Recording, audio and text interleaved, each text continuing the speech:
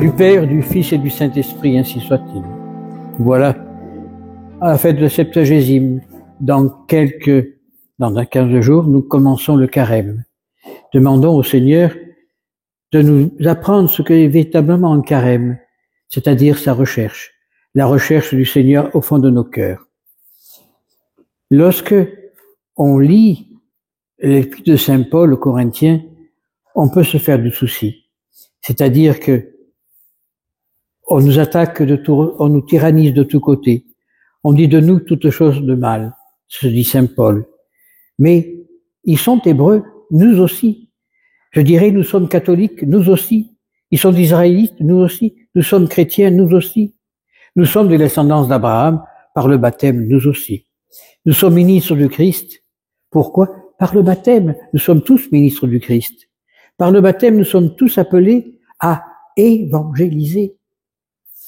Je lisais un article qu'on m'a envoyé d'un évêque d'Afrique qui reçoit en Afrique, dans un diocèse du Haut du Cameroun, il reçoit 50 séminaristes, 50 jeunes qui veulent rentrer au séminaire pour apprendre et ensuite évangéliser à l'exemple de Saint Paul. Eh bien, il leur dit, mes enfants, voilà rassemblés, hier je vous ai remis la soutane et j'en vois 3 parmi vous qui ne l'ont pas. Alors je demande qu'ils s'en aillent. Ils n'ont rien à faire au séminaire. Ils ont honte de ce qu'ils sont. Ils ne sont pas chrétiens, ils ne sont pas catholiques. Ils ont honte. Tous ces prêtres des années 60 qui se sont déshabillés, pourquoi? Parce qu'ils ont honte de ce qu'ils sont. Alors ils n'ont rien à faire dans l'église.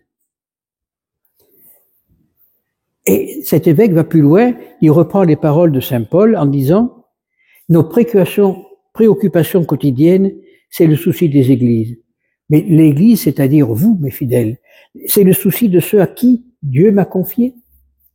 Et ce brave évêque se lève en disant, moi je ne crois plus en Rome, parce que Rome a perdu la foi. Mais je crois en vous, qui allez faire revenir Rome à sa place. À ces 50 jeunes, c'est une merveille que de plus en plus des évêques se lèvent pour dire non. Depuis le Concile Vatican II, on a tout oublié. On a oublié les 3 valeurs fondamentales. La famille, la sacrée, la patrie. On n'a plus rien. Qu'est-ce qu'il reste? Que du désordre. Oui, alors, comme dit le Christ, qui sommes-nous? Est-ce que la graine de la foi qui est tombée en nous a poussé dans la bonne terre, dans les ronces, dans les pierres ou au bord du chemin? Nous devons, à chaque jour, en nous préparant pour ce carême qui arrive, poser cette question. Qui sommes-nous? Est-ce que nous sommes la bonne terre qui avons porté du fruit, ce fruit qui continue à se propager dans notre famille, dans nos voisins? Ou sommes-nous cette foi qui est tombée dans les épines, mais étouffée par les soucis, la richesse, la télévision, les plaisirs de la vie? Ou sommes-nous la foi qui est tombée sur la pierre? Ben oui, mais pas de racines, elle s'en va vite. Ou au bord du chemin, mais le diable est là pour l'enlever. Alors, prions, demandons au Seigneur et à Notre-Dame que nous soyons cette bonne terre qui porte vraiment un bon fruit, fruit dans la persévérance, fruit dans l'amour que Dieu nous donne. Ne jamais oublier que Dieu nous regarde. Lorsque j'étais au noviciat, notre Père Joseph, le Père Maître, disait toujours, regarde le crucifix, que ton regard se porte toujours vers la croix. Vois la souffrance de cet homme sur la croix, la souffrance d'un Dieu qui se donne. Il se donne pour toi, il se donne pour nous, il se donne pour tous. Il se donne pour que tu puisses l'apporter aux autres. Et est-ce qu'aujourd'hui, l'Église apporte le Christ aux autres? J'en doute, car quand on voit les messages de Rome, on peut en douter. Quand on reçoit au Vatican les musulmans, je n'ai rien contre personne, mais qu'on reçoit les musulmans comme nos frères dans la foi. Nous n'avons pas la même foi. Quand on reçoit les bouddhistes en disant « je vous reçois comme des frères », mais ils ne sont pas des frères avec des bouddhistes. Ils n'ont pas la même foi. Surtout que le bouddhisme n'est pas une religion, mais une philosophie. Etc., etc. Non. L'Église a oublié sa mission première d'aller évangéliser. L'Église aujourd'hui se fourvoie avec les hommes. Elle veut être près des hommes. Alors, elle copie les péchés de l'homme. Le mariage pour tous. Maintenant, on va s'attaquer au sacrement de mariage, etc., etc., etc. Mais parce que l'Église a perdu la foi. C'est dans le courant de la semaine, dimanche dernier, dans un village du Nigeria, pendant la messe, les musulmans sont rentrés, ont décapité 70 personnes. Ils ont laissé la tête sur des chaises et les corps ont disparu. Ils ont brûlé ou je ne sais pas ce qu'ils ont fait. Et tout ce que les filles et les femmes, ils les ont emmenés pour devenir des esclaves. Est-ce qu'on en a parlé à la télévision? Non. Non, non. Ce ne sont que des chrétiens. On a complètement oublié que nous sommes un pays chrétien, que nous sommes une civilisation de chrétiens. Par contre, ce qui est malheureux, attention, je ne dis pas le contraire, c'est ces jeunes musulmans ces jeunes israélites qu'on a enlevés et massacrés, on en entend parler tous les jours.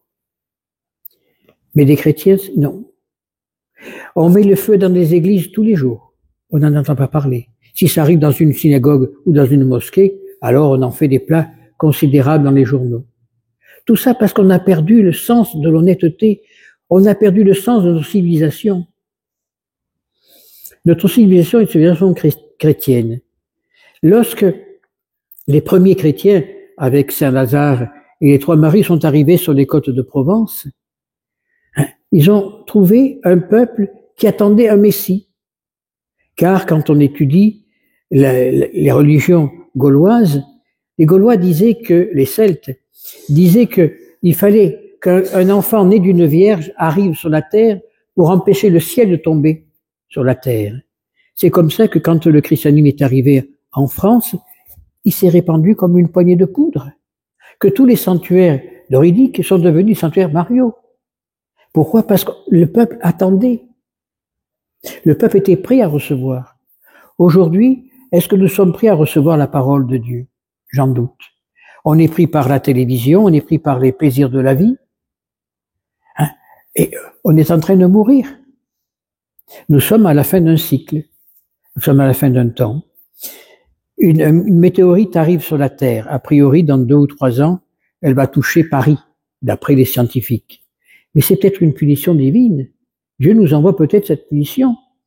Et il y a quelques années, la Vierge est apparue à Garabandal, en Espagne.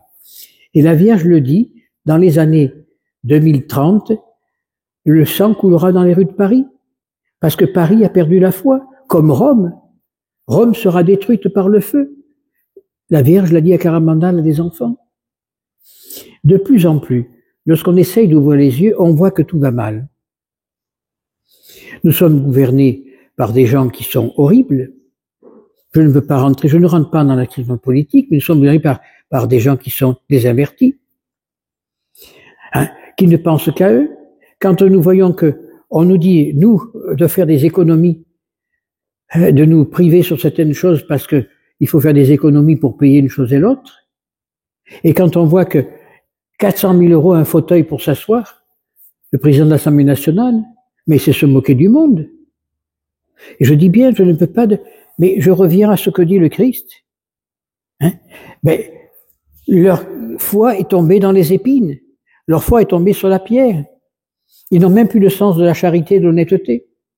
Alors, prions pour que la parole que nous recevons du Seigneur rentre dans leur cœur, rentre dans le cœur de cette civilisation d'aujourd'hui, qu'on oublie les épreuves pour entrer dans la gloire de Dieu et que notre charité soit serviable, qu'elle ne soit pas jalouse, qu'elle amène à nous confronter à la vie et emmène tous nos frères vers le Seigneur pour la plus gloire de Dieu.